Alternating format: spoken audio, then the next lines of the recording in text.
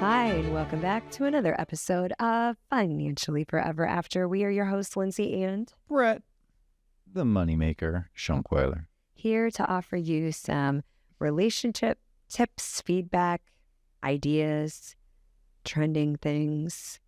Trending. That's pretty generic. No, relationship-wise. Oh, relationship. Okay. That's my forte. What's yours? I'm the moneymaker. So, yeah, I let it rain money day and night. Okay.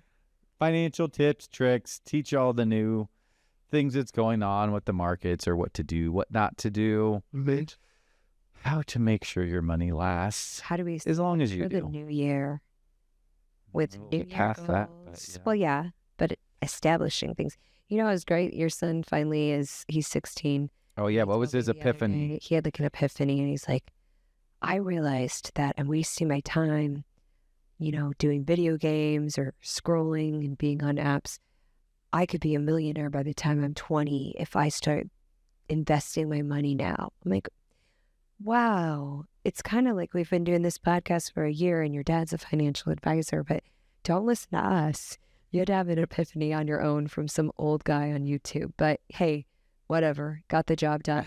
He feels a renewed sense of purpose. Realistically, from a financial perspective, a 16-year-old Yeah. to be a millionaire by 20, unless you come up with a Make some good business, investments. I mean, you would have to like He was 1,000 thinking stocks too. a bunch of stocks Yeah. within a short time But frame. it's good with to a have. decent amount of money he doesn't have any right now. So Well, yeah, it's got to get that job first. But so a key part of finance is actually have the money. kind of need a job. I want to start just before we get into our topics today, our new kind of setup for the podcast, a new segment. if you Oh, will. yes. And it's going to be, you're getting old when fill in the blank.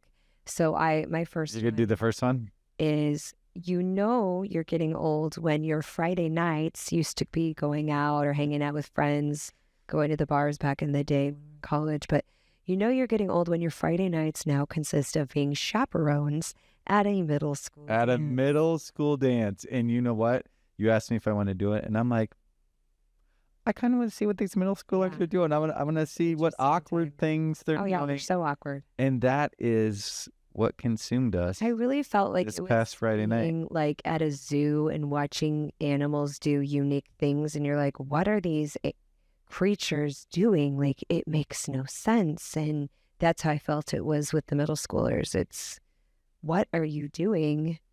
Why are you doing that? Well, what I didn't understand is why do you need like 20 chaperones to have kids just Because there's some play wild middle basketball and play schoolers. some? Yeah, but you could be I like think 7 or we 8. got a night that max. was pretty calm. I've heard some of the chaperones say like there's some nights that it was not so. Why don't you enlighten the listeners on what happens at a middle school dance? So a middle school dance consists of obviously dancing mostly by the girls because the boys are gone. They are in the gym.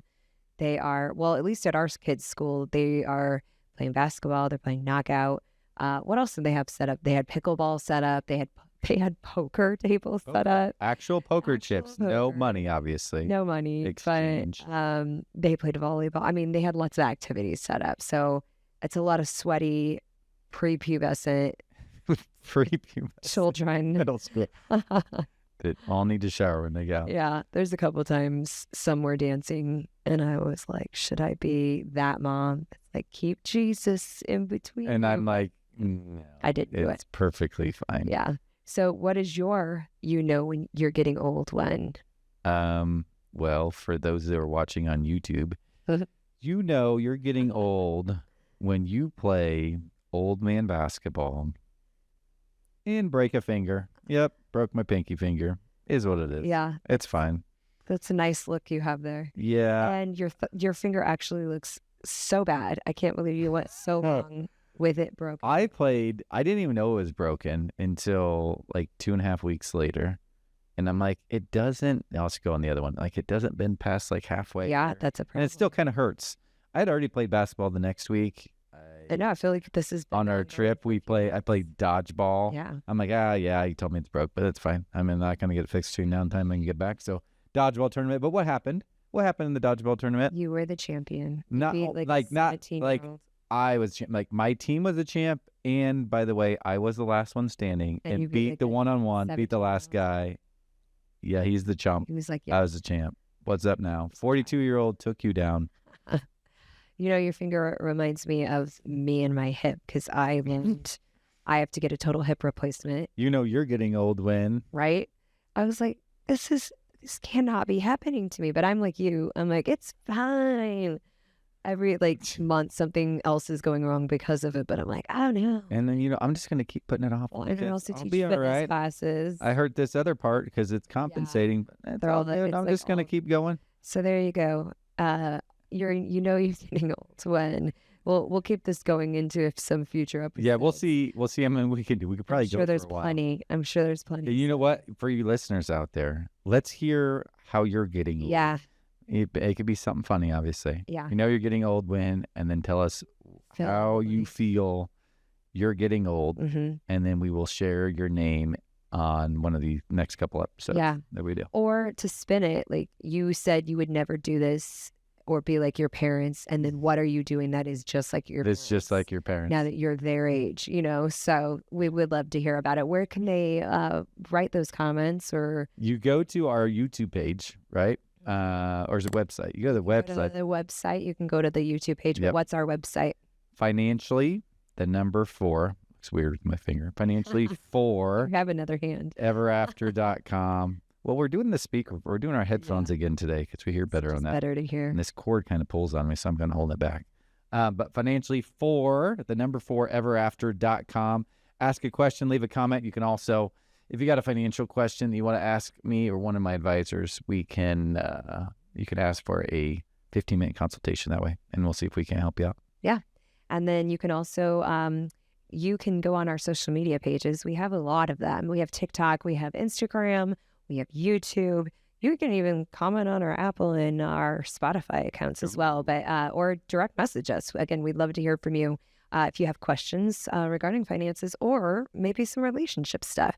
Again, write those in. We want to hear about it. So let's get into our relationship stuff today. All right, what do you got? Got started out. So I want to start with this quote that I saw on Instagram. It was a reel, so I don't know who it actually came up with this, but it plays into what we're going to talk about today. So I'm going to read it to you, and then I'm going to kind of pick your brain on it. It says, your spouse is the one who will sit beside you when your parents die, who will hold your hand through childbirth, who might have to feed and clean you if you're ever too sick to stand. Marriage isn't just about butterflies or date nights. It's about choosing someone who shows up in grief, in mess, in uncertainty. No, I don't believe love is enough. Commitment, maturity, and ability to endure life's ugly parts. That is what sustains a marriage. So I want to pick your brain on that. What do you think of that quote? I think it's 100% true. Yeah. It's not all rainbows and butterflies. I mean, we've been through deaths, we've been through surgeries, we've been through fights, we've been through births, we've been through accidents, things of that nature. Yeah. And we have prevailed. And I assume a lot of couples are that exact way. Yeah. And then sometimes people on the other end, they don't make it. Yeah. And it's tough. It's definitely tough. But we're here to give some advice that what's worked for us. Yeah. And give some ideas. Yeah. So again, I found another quote, and this is coming from a movie this time. The movie was Before We Go. And he mentions to an older couple, he's like, you guys always seemed so perfect. What is this movie about? Just so you know, any ideas here? I mean, I've seen it once. It's got Chris Evans. That's the only reason I watched it. I don't remember the whole premises of it, but what he talked about, he was asking, or he was telling again, this older couple that had been married years. And he said, you guys have always seemed so perfect. And I feel like sometimes people have mentioned that to us. You guys seem like the perfect couple. You just get it. And Not true. we're like, you have no idea. But the old guy had a good perspective on it. And he said, there is no perfect. There will always be struggle. You just have to pick who you want to struggle with. And I was like, that is a good perspective on that. Because, yeah, nobody's perfect. No marriages are perfect. If you think there are perfect marriages, what you see on social media, Instagram, all that stuff, that is not real life. And just know I would struggle with you all night. Okay, long. okay. Yeah, of It's course, leave it to true. you. It's true. So let's get into our topic today. So the hot trending movie right now on Netflix is People We Meet on Vacation. Okay. And I'd seen it, and then, of course, I wanted you to watch it because I knew I wanted to talk about this on the Yeah. podcast. So it's actually based on a book by Emily Henry. But the whole premises of the movie is that they're polar opposite best friends. They decide to make a pact, and they take a summer vacation together every year, no matter what side of the country that they're living on, whether they're in school, whether they're working. They decided every year they're going to take a summer vacation 1 week out of the year. And they do that until they had a falling out. And so to kind of set up the characters, Poppy is the free-spirited, fun-loving one. She's a little out there, a little in your face. And then you got Alex, who's grounded, and he's not very adventurous. He likes things the way he likes them, and he doesn't really need change. I would say he's not really into change. So you've seen the movie now, obviously. Yep. You had me watch this last week. I want to get your guy's perspective on it all. What did you think? So right away, I mean, you and I talked about it. I'm like, well, you're the girl, I'm the guy. Not exactly by any means, but it reminded me of, I got a good buddy. His name's also Brett Gottlieb out in California. Shout out to you, Brett. But anyway, he's like, every 90 days, I got to do something different. I got to do something out of the box, unique, that I never would have done otherwise. And so him and I, we tend to share experiences like that every once in a while, sometimes together, sometimes apart.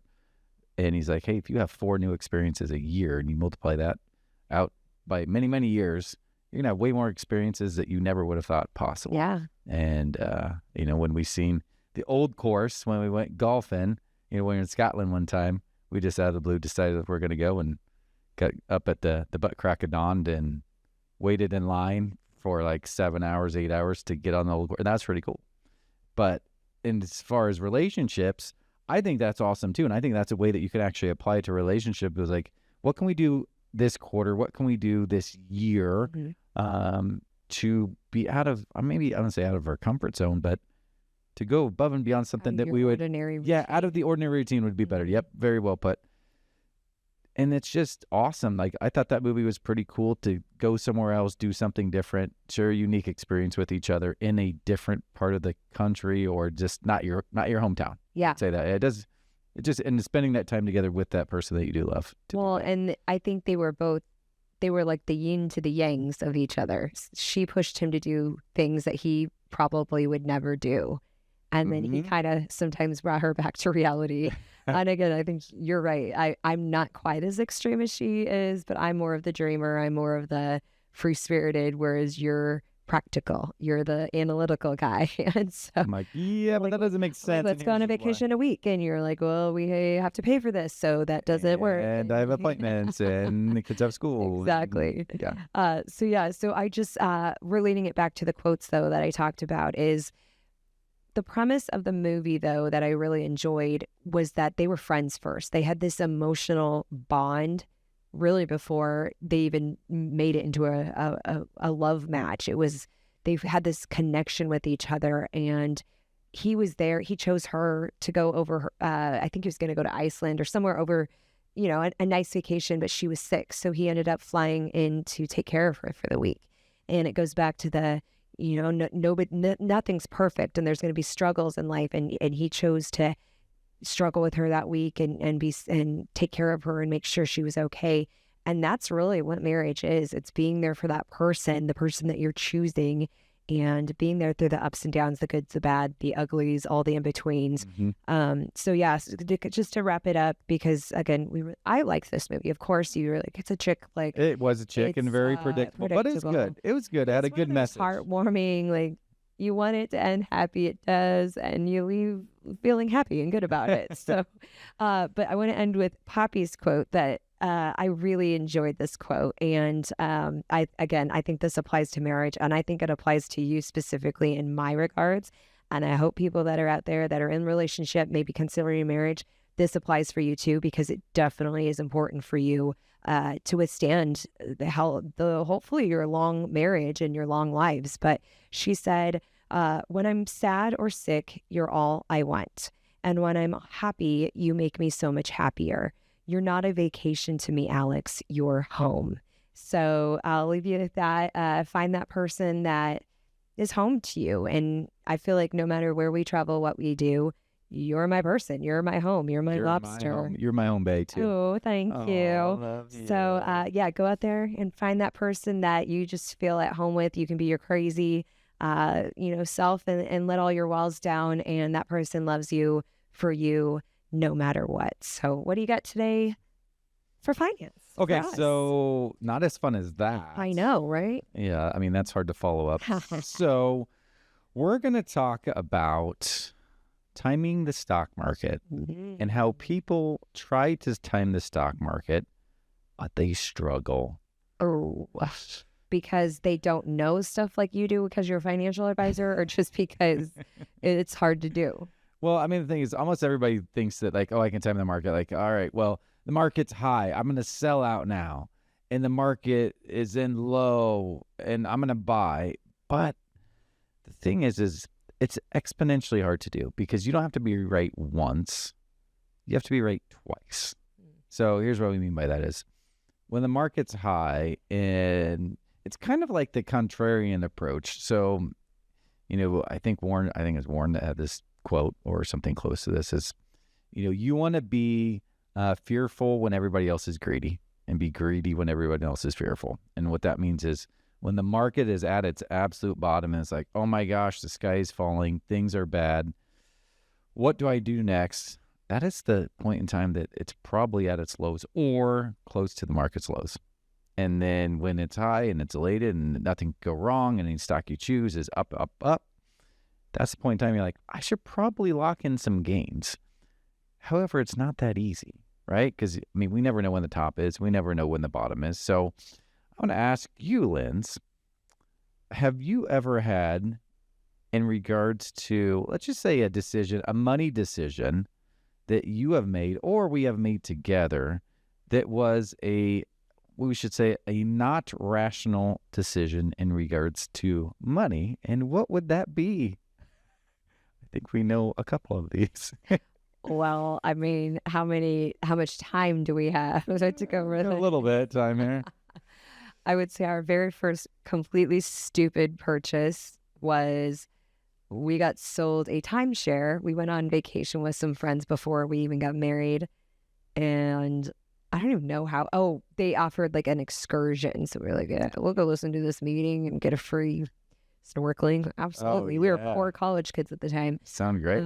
Yeah, that was a dumb idea, because then we got sucked into the time. We're like, this is genius. We can gift it to our kids and then our grandkids, and then they always have somewhere to go. And our family would be able to take some trips like this. Yeah. Like, they could use ours and be great, and will be helpful for all of that. Dumb. Don't do it. Bad idea. Learn from the elders. Second dumb idea. I was gonna say, like, all right, yeah, that wasn't the one I was thinking. Oh gosh. Okay, here's the second one.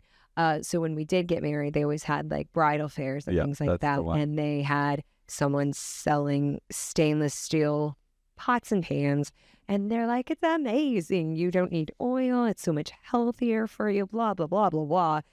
Yeah, don't buy those. That was a bad purchase. How many pots and pans have we actually been through in our whole marriage? Probably at least 7 sets. Like, it's insane. We have a gas. You don't need $1,000 pans or pots or whatnot. Like, be smart. The thing that got me on that was, they're like, all right, well, look, you can put this pot, but it only loses 5 degrees from this one. And like, you can stack and do the next one on top and the next one on top. And when you're cooking Thanksgiving dinner, I'm like, yeah, it sounds awesome.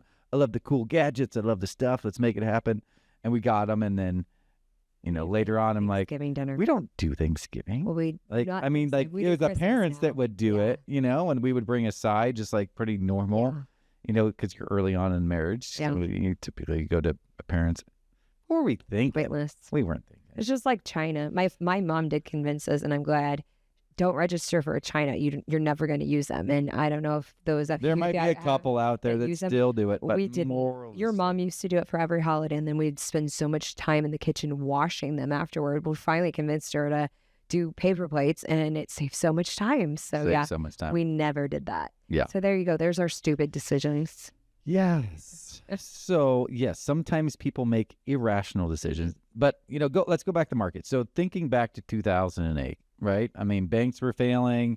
Headlines, people are talking about like global financial market collapse. They were generally questioning whether the system itself would survive. Yeah. And a lot of people would think like in 2008, like if you got out of the market, like you were not going to be irrational. You were just making a decision to preserve yourself or whatnot. What happened is 2009, it bottomed out, and then it had one of the strongest bull markets here over the last really 15, 20-ish years that we've had, historically speaking. Obviously, there's been other bull markets that have done well also, but we've very much had a bull stock market over the last 15, 20 years. So the thing is some of the best days sometimes might feel terrible. You might say, well, what do you mean?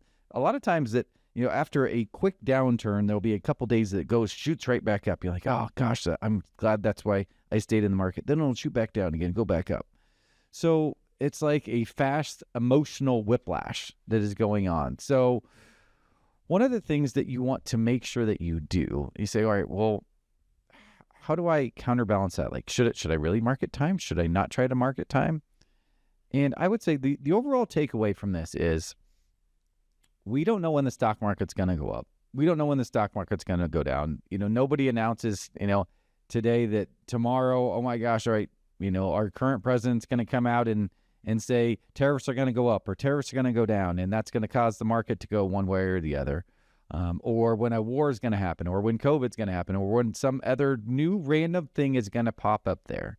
So when you really think about your overall plan, you need to think, all right, how young am I currently right now?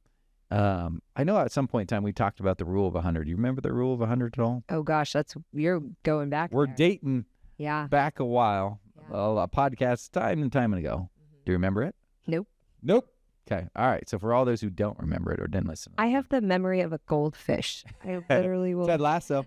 Ted Lasso. It's going to take you like 4 times telling me something, and then maybe It's all remember. Good. So the rule of 100 says 100 mice rage, from a percentage standpoint, should be how much money you have in the stock market.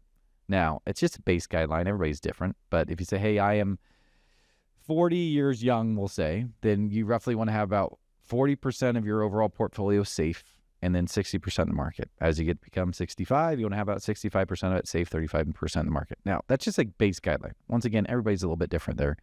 But the main thing is you should have a certain portion of your portfolio that's safe, a certain portion of your portfolio that's risky, knowing that the stock market will go up, and it's good to have some money in the market, but also stock market will go down. So it's just having that yin to the yang in regards to look at it rather than trying to time the market, because people that, I don't remember the study from years ago, but you could probably look it up and find it. It said people who typically try to time the market usually have about 5% less than the people who don't try to time the market. Now, no quote, no thing to reference on that other than I read it in an article a while ago. And I would say that's probably true. And the reason I say it's probably true is because, once again, you got to be right twice. You got to be right when to get out, and you got to be right on when to get back in. And you might be able to get right one time, but that second time might be real tough. Or you're like, I didn't get quite at the top. And then you second guess yourself on when the bottom is. And it's just a guessing game. It's just better to say, this portion of my money is safer. This portion of my money is riskier, and plan accordingly moving forward. And if you need help on that, where can they go to get some help on? Ooh, well, they're going to go to the website for those financial questions, www.financiallyforeverafter.com. Nice. I almost said Schunkweiler Financial, which they could go to there as well. That's you. That's just our financial firm. But yeah, give you some good tips and tricks. Thanks. I like your style. So funny story though. I was talking to a friend of ours who also happens to be a client, but she got into the show Landman, and our other friends were talking about this. Billy Bob Thornton. Okay. Anyway, it's all about like oil rigs and things like that. She's like, yeah, I'm really getting excited because we're invested in this alternative investment stuff now. Yep. And then it also made me think of stocks. Is there still stocks in the oil rig business now, or is that Well, I mean, that's part of what we do is we Stocks. have some alternative investments in oil and gas. And But that's a stock still? there might be some, I mean, you can definitely get into like mutual funds that have some of that. So obviously stocks that would come into play on that. But alternative investments you can do. And a lot of times those have some tax benefits. And you might not know this, but we have some of that. Sweet. Do we? Well, it's just funny because she could care less about financial stuff, but now that she's watching the show, she's all excited. She's about, into it. Yeah, she's like, oh, we're invested in that stuff. I'm like, yeah, that's right, you are. So, yeah, whatever gets you excited about finances, whether it be a show, a book, or you're just into it in general. Yep. There you go. Well, there you go. Another episode of Financially Forever After. We appreciate you being here today and look for us for future episodes. Again, if you want to go back and watch previous episodes, we cover everything. Stock market. We talk about some good caps versus big cap versus large cap, small cap, mid small cap, baby cap. Oh yeah, micro, not baby cap. So check out those previous episodes as well. And again, we look forward to seeing you on future episodes of Financially Forever After, a Love and Money podcast.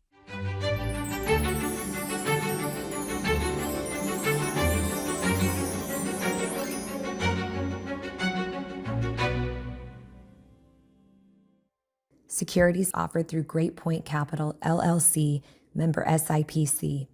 Insurance products are offered through the insurance business Acadia Life Insurance.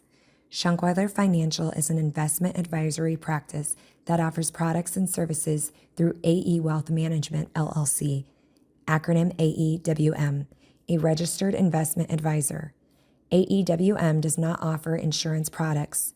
The insurance products offered by Acadia Life Insurance are not subject to investment advisor requirements. AEWM and Acadia Life Insurance are not affiliated companies. Investing involves risk, including the potential loss of principal. Any references to protection, safety, or lifetime income generally refer to fixed insurance products, never securities or investments. Insurance guarantees are backed by the financial strength and claims paying abilities of the issuing carrier. This podcast show is intended for informational purposes only. It is not intended to be used as the sole basis for financial decisions, nor should it be construed as advice designed to meet the particular needs of an individual situation. Schunkweiler Financial is not permitted to offer, and no statement made during this show shall constitute tax or legal advice. Our firm is not affiliated with or endorsed by the U.S. government or any governmental agency. The information and opinions contained herein, provided by third parties, have been obtained from sources believed to be reliable, but accuracy and completeness cannot be guaranteed by Schunkweiler Financial.